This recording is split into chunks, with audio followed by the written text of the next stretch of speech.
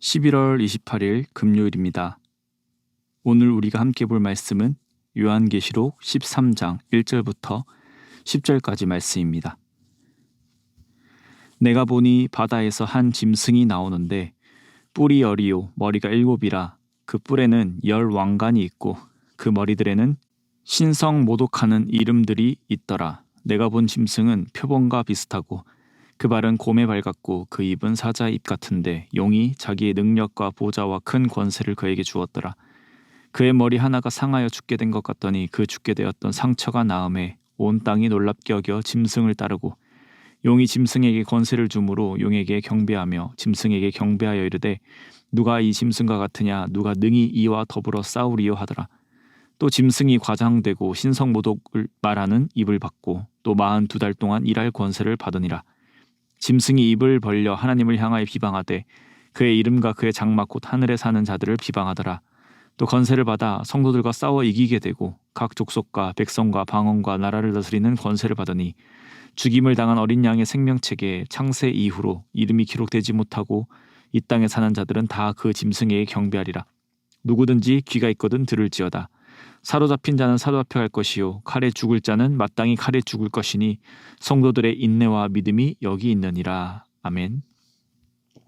오늘 본문은 많은 상징이 등장합니다. 이 상징을 통해 하나님께서 말씀하고자 하시는 것은 이 사탄의 권세가 분명 실제하고 그 권세로 인해 하나님의 백성, 성도는 극심한 박해를 받을 것인데 그 앞에서 인내하라는 말씀입니다. 1절 말씀에 요한이 보니 바다에서 한 짐승이 나오는데 뿔이 10이요 머리가 7이라고 설명하고 있습니다. 이 뿔이 10이고라는 이 표현은 다니엘 7장 7절에서도 동일하게 등장하는 표현입니다. 요한계시록의 많은 상징이 다니엘서에 등장하는 상징에서 가져왔다는 것을 알기에 다니엘서의 상징의 해석이 요한계시록에도 도움을 줄 수 있습니다. 그렇기 때문에 힘과 권세를 상징하는 뿔을 10개 가지고 있다는 것은 힘이 완전히 갖추어진 그런 상태를 표현한다고 생각해 볼 수 있습니다. 뒤의 표현에서도 10왕관이 있다라는 것을 통해 이 짐승이 힘과 권세를 가지고 세상을 통치한다라는 걸 알 수 있습니다. 지금까지 세계를 제패했던 여러 제국이 있었습니다. 지리적으로 이스라엘에 있던 곳에서도 이집트, 아수르, 바벨론, 헬라, 로마 등 강력한 제국이 있어 왔습니다. 머리가 이런 제국을 상징하는 것이라면 머리가 7이라는 것은 앞으로도 이런 제국과도 같은 하나님이 왕이 아닌 권력, 폭력, 돈이 주인인 나라가 세상을 통치할 것입니다. 그렇게 이 짐승은 어떤 구체적인 하나의 존재를 말하는 게 아니라 하나님 나라를 반대하는 여러 제국들, 세상을 주무르고 세상을 움직이는 힘과 권세를 가진 것 같이 보이는 그런 나라들을 표현한다고 볼 수 있습니다. 하나님 나라에 반한다라는 근거는 이 짐승의 신성모독이라 하는 이름이 있기 때문입니다. 이 신성모독이라는 것은 하나님께만 돌려야 할 그 영광을 빼앗는 것입니다. 모든 것이 하나님의 피조물이고 모든 것이 하나님의 주권 아래에 있는데 이 짐승은 신성모독이라는 이름으로 즉 하나님께 돌려야 할 영광을 자신이 빼앗기 때문에 이 하나님 나라에 반하는 그런 세력이라 할 수 있습니다. 계속해서 2절을 보시면 내가 본 짐승은 표범과 비슷하고 그 발은 곰의 발 같고 그 입은 사자의 입 같은데 용이 자기의 능력과 보좌와 큰 권세를 그에게 주었더라. 이 짐승의 묘사는 다니엘 7장에서 표현하고 있는 짐승의 모습과 매우 흡사합니다. 다니엘 7장 5절에 짐승 곧 둘째는 곰과 같은데 6절에 다른 짐승 곧 표범과 같은 것이 있는데 또 4절에 첫째는 사자와 같은데 라는 묘사가 있습니다.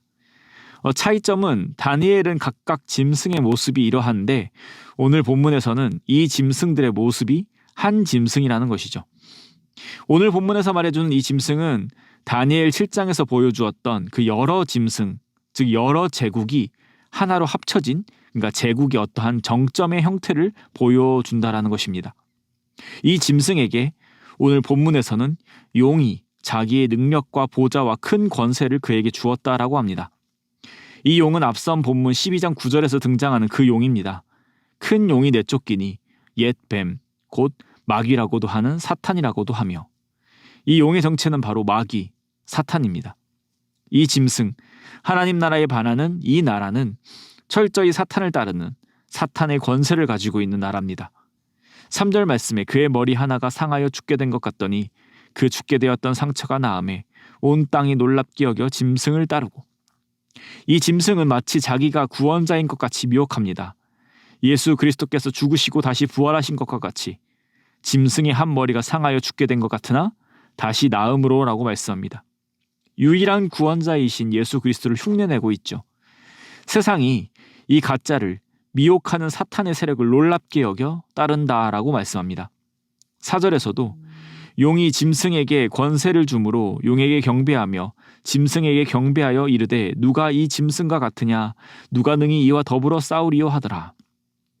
하나님을 반하는 이 짐승에게 마치 절대 권력, 하나님과도 같은 힘이 있다라고 세상은 오해하며 용과 짐승에게 경배하게 되는 것을 보여주고 있습니다. 그러나 여기까지죠. 5절에 보시면 또 짐승이 과장되고 신성모독을 말하는 입을 받고 또 42달 동안 일할 권세를 받으니라. 분명 짐승은 권세가 있는 듯 보입니다. 용이 준 힘이 대단해서 온 우주를 지배하는 것 같이 보여집니다. 실제 42달 동안 일할 권세를 받아 일할 것입니다. 그러나 42달까지라는 것이죠. 그 이상은 짐승에게 허락되지 않았습니다. 42달, 즉 3년 반의 시간만 허락되었다는 것입니다.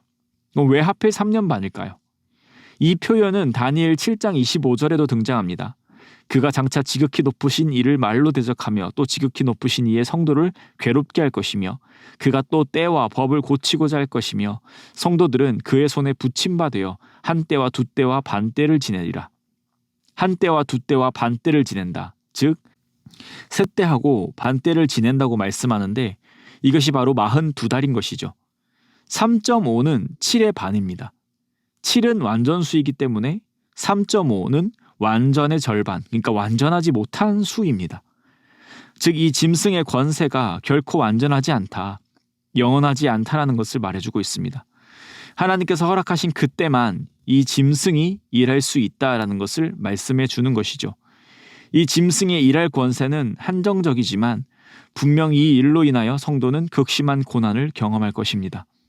7절에 또 권세를 받아 성도들과 싸워 이기게 되고 각 족속과 백성과 방언과 나라를 다스리는 권세를 받으니, 그러니까 성도들과 싸워 이긴다라고 말씀합니다. 패배라는 것은 분명 고통이 뒤따릅니다. 패배가 정해져 있다면 그것만큼 두려운 일은 없을 것입니다. 10절 말씀에도 사로잡힐 자는 이라고 말하면서 사로잡힐 일이 분명 일어난다라고 말합니다. 칼에 죽을 자는 이 칼에 죽는 일이 분명 일어난다라고 합니다. 그러니까 예수 그리스도를 따르는 하나님 나라의 백성인 성도들에게도 패배는 어김없이 찾아오며 사로잡히고 칼에 죽는 일이 반드시 일어날 것이라고 말씀합니다. 그러면 성도의 희망은 무엇입니까? 성도의 소망은 어디에 있겠습니까? 8절 말씀에 죽임을 당한 어린 양의 생명책에 창세 이후로 이름이 기록되지 못하고 이 땅에 사는 자들은 다 그 짐승에게 경배하리라. 우리는 이런 고난이 와도 짐승에게 경배하지 않습니다. 또 우리는 창세 이후로 이름이 기록되지 못한 자들도 아니죠. 하나님께서 분명 하나님의 백성으로 자녀를 택하시고 생명책에 우리의 이름을 하나하나 기록해 두셨습니다. 우리는 분명 이 땅에 살지만 이 땅이 우리의 본향이 아닌 것을 알고 있습니다. 그렇기에 우리는 짐승에게 경배하지 않는 오직 예수 그리스도께만 경배하는 자들입니다. 다시 10절 말씀에 사로잡힐 자는 발버둥 치는 것이 아닌 사로잡혀 갈 것을 말씀하고 있고 칼에 죽을 자는 어떻게든 도망치는 것이 아닌 마땅히 칼에 죽으라라고 말합니다. 이것이 바로 성도의 인내와 믿음이라고 말씀하고 있습니다. 사랑하는 성도님, 예수 그리스도를 믿고 생명책에 우리의 이름이 기록되어 살아가는 것은 분명 복이고 세상 그 어떤 것보다 기쁘고 즐거운 일입니다. 그러나 다르게 말하면 이 땅에서 주인처럼 살아가는 것이 아니라 나그네로 살아가야 하고 예수 그리스도로 인해 고난을 받으며 때로는 우리의 목숨도 아끼지 않아야 할 때가 있다라는 것입니다. 아직 예수님 재림 직전에 성경에서 말하는 바와 같이 극심한 박해에 우리는 처하지 않았습니다. 그러나 우리는 각자의 삶에서 예수님의 제자로 살아가기에 고난에 처할 때가 있습니다. 성도가 고난받는 것이 예수님의 무기력함이 아님을 기억하길 원합니다. 하나님께서 분명 성도의 고난을 아십니다. 우리의 아픔을 아십니다. 그때 오늘 말씀처럼 우리가 그 안에서 우리의 이름이 생명책에 기록되어 있음을 믿으시기를 바랍니다. 또한 말씀에서와 같이 사단의 세력은, 권세는 그 또한 분명히 하나님의 주권 아래에 있음을 믿으시길 바랍니다. 그들은 결코 영원하지 않습니다. 예수 그리스도께서 다시 오실 그때에 결국 그들은 완전한 패배를 맛보게 될 것입니다. 그렇기에 어떤 고난이 와도 주님이 주시는 은혜 안에서 인내와 믿음으로 살아내시는 성도님 되시기를, 그런 오늘 하루가 되시기를 주님의 이름으로 축복합니다. 기도드리겠습니다. 하나님 아버지, 마지막 때를 살아가고 있는 우리가 믿고 의지할 것은 오직 하나님의 은혜밖에 없음을 고백합니다. 하나님 나라의 적대적인 세력이 분명 존재하고 그들은 오늘도 우리를 유혹하고 넘어뜨리려 합니다. 심지어 우리에게 있어 가장 중요하게 여겨지는 생명까지도 위협합니다. 그래서 두려움이 우리를 엄습하기도 합니다. 그럴 때마다 살아서 우리를 깨닫게 하시는 하나님의 말씀을 붙들어 살길 원합니다. 예수님께서도 말씀하셨듯이 주님의 제자로 살아간다는 것은 좁은 길로 걷는 것이고 분명 고난이 따를 수밖에 없는 길인 것을 알고 있습니다. 그렇기에 우리에게 닥치는 고난, 이후로도 닥치는 그 고난 속에서 온전히 인내함으로 우리의 믿음을 지키며 살아가도록 은혜 허락하여 주시옵소서. 주님 오실 그날을 바라며 또 완전히 임하실 하나님 나라를 오늘도 소망하며 주님의 제자로 살아가게 하여 주시옵소서. 이 모든 말씀 우리를 원하신 예수 그리스도의 이름으로 기도드립니다. 아멘. 우리 함께 나눈 말씀을 생각하시며 기도하시고 주간 기도 제목에 따라서 모든 소그룹 모임을 위해 함께 기도드리겠습니다. 다락방 모임 전도의 모든 모임들마다 예수 안에서 한 가족과 같이 은혜를 나누는 모임이 되게 하시고 우리 교회 안에 소외되는 영혼이 하나도 없는 사랑 많은 가정 같은 교회 될 수 있도록, 또 모든 소그룹 순장님들과 교회를 책임지고 섬기시는 우리 장로님들을 위해서 함께 기도드리겠습니다.